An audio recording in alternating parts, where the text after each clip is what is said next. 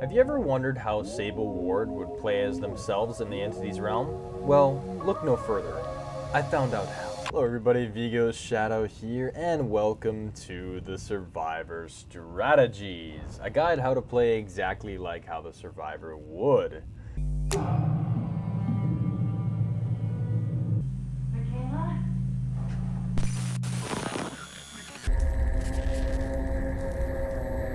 Since there's not much of a difference playing as other survivors besides noise and appearance, we will analyze the survivor's bio and their perks to get a better understanding on the type of playstyle the survivor would inhabit. Okay, now it's time to do some deeper digging. I'll be highlighting a few things in the portrait as well as the bio. The portrait gives us quite a bit of information as to how she plays. So let's go ahead and check that out. So it says, Sable is not afraid to embrace the darkness or the power that lies within it. Her personal perks allow her to quicken repair progress, heal herself without a medkit, and escape basement hooks.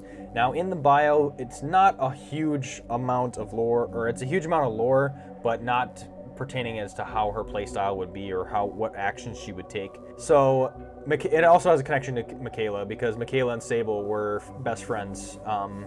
And they're both in the trials as well, so that's also very unique. I like that a lot. Spot right here, because she was determined to see Michaela again.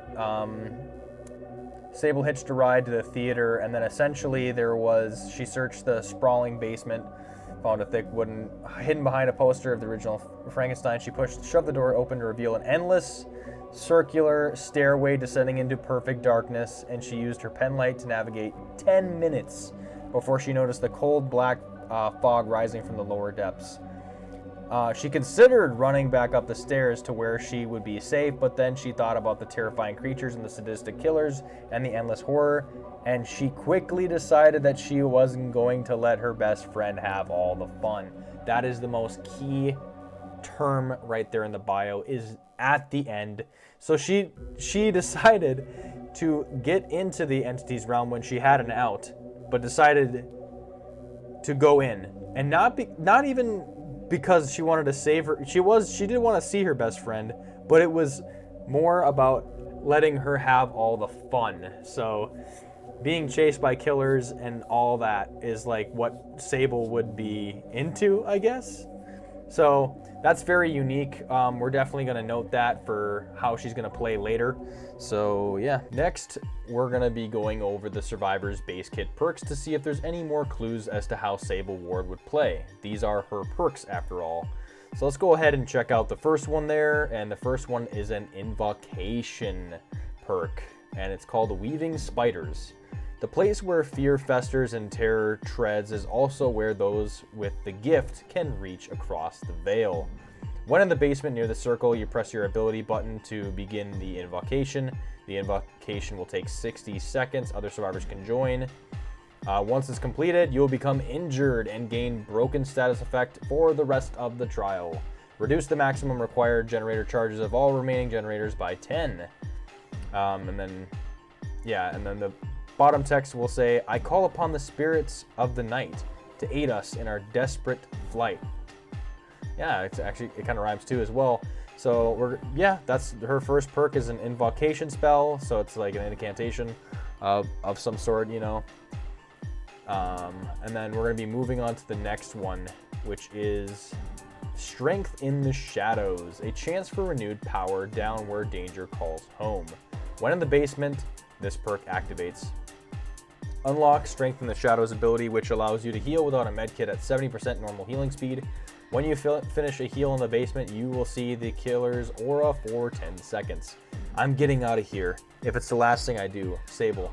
Now it's actually a really good quote text to pull from, because that's going to pull right into the priority there. And then the last perk we have is Wicked. They can try to hurt you, but you're not going down so easily. I like that top text there. Your self-unhook attempts in the basement always succeed. When you are unhooked or unhook yourself, you see the killer's aura for 20 seconds. I haven't let anyone get in my way before. You think I'm gonna start now? Sable. So all these perks revolve around the basement, which is, I think, is really interesting. So yeah, we're going to be going into the priority a little bit next, but yeah, essentially these perks are going to be basically having Sable draw to the basement. The basement is like her space, I guess it feels, because you can heal down there for one, and then for two, when you do get hooked down there and the killer happens to be there, you can unhook yourself if it's on your first unhook. So we're probably going to be sticking around or like near the basement for a good part of the match before our first hook. And then, of course, we have an invocation spell down there too as well. All right, after reading around, we can now establish the playstyle that Sable would gravitate towards the most. I pulled up an image that references various other playstyles, and after what we know, I decided that Sable fits into the Daredevil category the most. Now, this is mainly because of the bio where she is like mainly embracing like the dark side of things in real life. She's horror obsessed, and she's going to be willingly entering a dangerous situation because she had that out to where, you know, she could just go back up the stairs and she wouldn't be sucked into the entity's trial, but she decided to do that. So we're definitely going to be embracing the darkness, which is very vague, but in a sense, we're going to be basically doing everything we can in the trial. It's not being adaptable because that's not the way she's kind of going for. It's mainly going to be like exploring this entity's realm. So we're going to probably be doing a generator, doing multiple things, almost playing like normal, but we're mainly going to be heavy emphasis on like the killer, like being around the killer and doing some Daredevil-ish things when the killer is around, because she is horror obsessed. Now that we know what the type of playstyle the survivor favors, we can also now establish what the survivor's priorities are. In Dead by Daylight, there are 4 categories, and within these categories, we can understand what the survivor deems the most as a priority based on what we know. So Sable's main priority would be the survival category. And that is mainly because she wants to embrace the darkness, she wants to be around the killers and stuff, but she does not want to die. I don't think not a lot of people really want to die. So she's going to definitely want to have a heavy emphasis on trying to escape. It even says here in one of the texts, a quote, "I'm getting out of here if it's the last thing I do." So that's strength from the shadows. So survival is going to be her priority. She probably doesn't care one way or another if the other survivors like leave with her, unless it's Michaela because she has a connection to her, or maybe similar people like her. So if Michaela happens to be in the trial, we're going to probably prioritize saving her as well since she has a deeper connection with her. But yeah, that pretty much does it for the priority. Alright, so before we play, we're going to do a little bit of a recap here just to kind of be on the same page. So her playstyle is going to be embracing the darkness. We're going to be around the killer, seeing what the killers can do, what their powers are, what they have to offer. But for the beginning portion of the trial, we're going to be mainly sticking around our safe place, which is the basement. All of her perks revolve around the basement. We're going to try to get each one of these perks to activate within the trial. So that's every single one of these perks, which all involve the basement. So we're going to be doing those. And then lastly, we're going to prioritize escaping the trial since that is shown in her text here. I'm getting out of here if it's the last thing I do. So we're going to try to do as much as we can within the trial, see the killer, see what they have to do, see what their powers have to offer, and leave so that we're still safe. So yeah, let's just jump right into our match. Alright, we are playing as Sable Ward on the Temple of Purgation Red Forest. Now, the first thing we're going to do is see where the basement is. Okay, they kind of come through. We don't have an item, so let's go ahead and take that chest and see what it has to offer. Alright, we're just going to take what's in this chest. It's a map.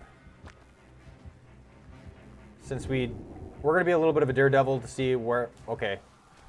It is Plague, we know that, but we haven't seen it firsthand, so...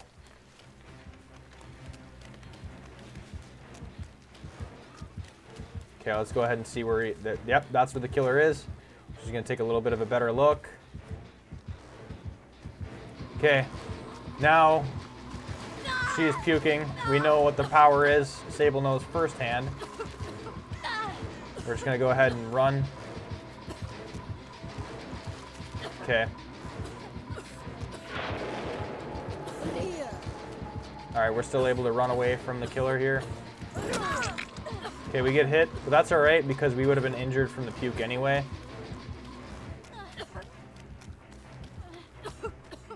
Okay, she does leave.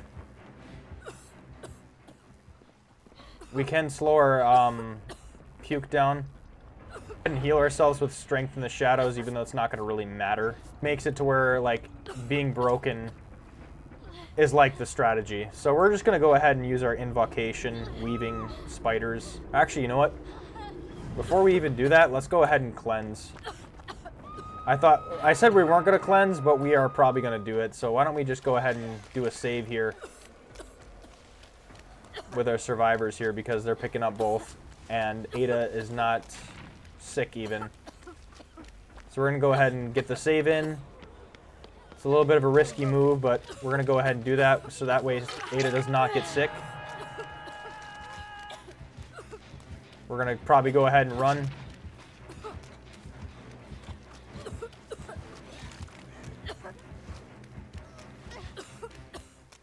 Alright, we could try to get the save on Leon since, oh, Ada got it already.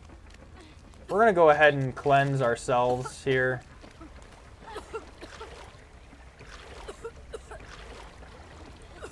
Which is a really bad idea, but yeah, let's see here. Okay, somebody already did it anyway, so we might as well just be on the same route of cleansing. We're going to try to stick around the basement to be a little bit on the safer side. Okay, Yui is fully sick here. Looks like Ada's going to cleanse as well. We are going to definitely get hurt from her puke. But Sable would probably want this because we want to see what the killer really has to offer. Alright. Okay, we're just going to stick around her.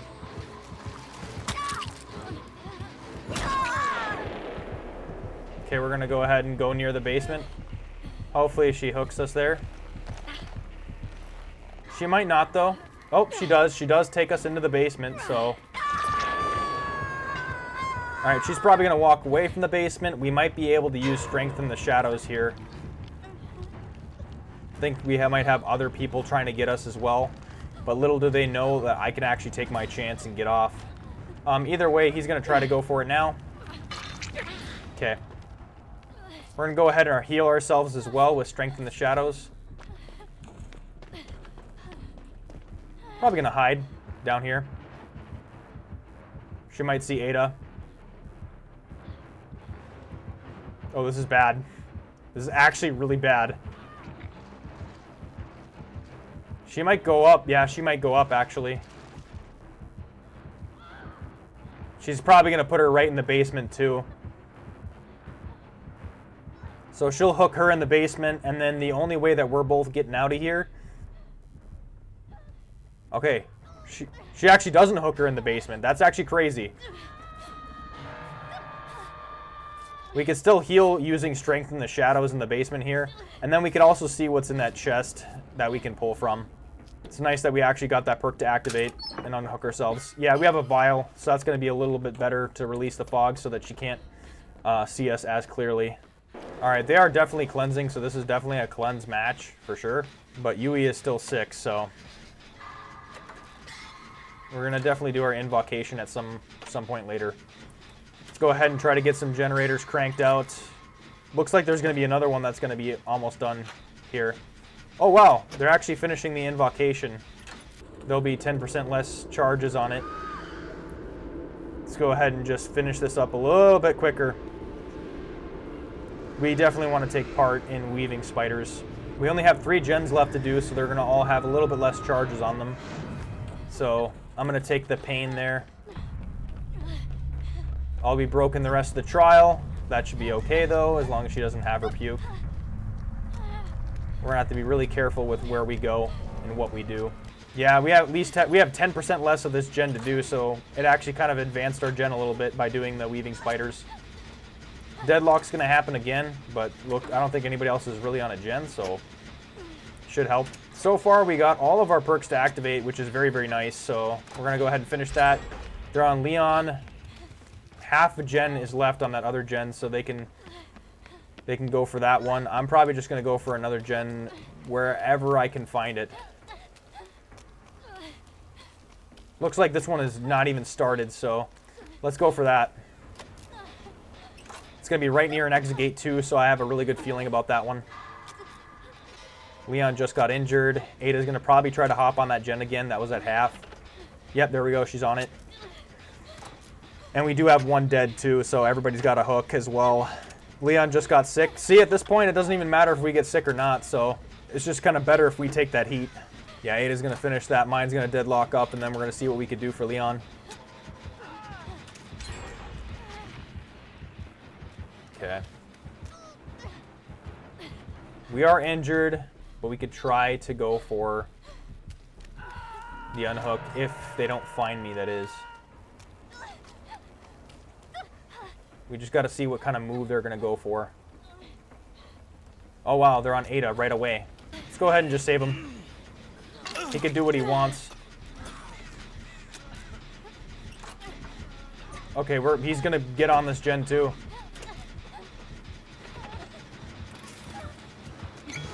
Okay, let's go ahead and hit the fog.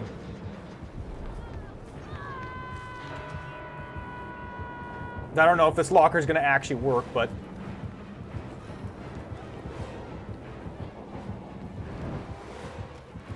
I think she hears me.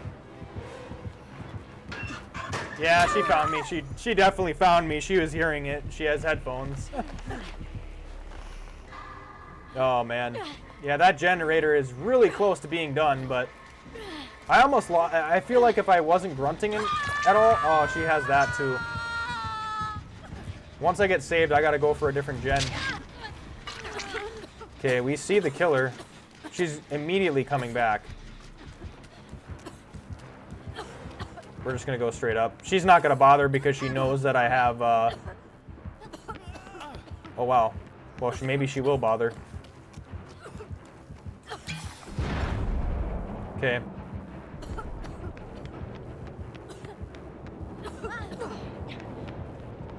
She might be chasing me out.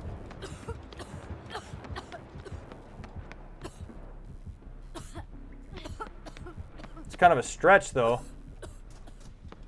Wow, I think they get it done. Damn. Those gens were actually very close together. Our main priority now is getting out. And she's chasing Leon. Looks like Ada's on that gate. He goes down here. We might just have to take the out. Yeah, let's just get out. We're gonna get out. We're just gonna get right out. All right, we were able to escape the trial. Still a little bit of a recap here at the end. That was actually a really nice match, I think, for Sable. So essentially, we were able to get all these perks to activate. I kind of hesitated with some of the perks and hesitated with some of the game moments, but essentially did exactly what I wanted to do. She is embracing the darkness, and she uses the powers in the darkness, and I would assume that has like some things to do with stealth. I said she would be kind of a daredevil when it comes to doing the killer, but we were able to see the killer and interact with the killer a little bit, and kind of like test the waters, because we were trying to do a locker, hide in a locker and see if she would be able to like just bypass it, but she definitely heard where we were and our grunts of pain. So we weren't getting by with that one. But we were able to actually use Wicked and unhook ourselves in the basement. We healed ourselves in the basement after the unhook too. And then we also used our invocation, Weaving Spiders, to make sure that the last 3 gens that we did do, it reduced the charges of the remaining generators by 10. And that helped a lot because Yui died in the trial. So we were able to get at least 2 out by doing that alone. So yeah, we got all of her perks to activate. We were playing a little bit stealthier. We probably could have interacted with the killer a little bit more, but I feel like Sable kind of got to know exactly what the killer was capable of. I feel like if you were able to see everything that the killer has to offer, which we did, we interacted with the fountain. we got puked on, and we got to see the blood puke as well that damaged us as well. So, yeah, we got to pretty much see it all, activate all our perks, and leave the trial, so we fulfilled the priority as well. So yeah, that is how you play Sable Ward in Dead by Daylight. Thanks for watching. Vigo, signing off.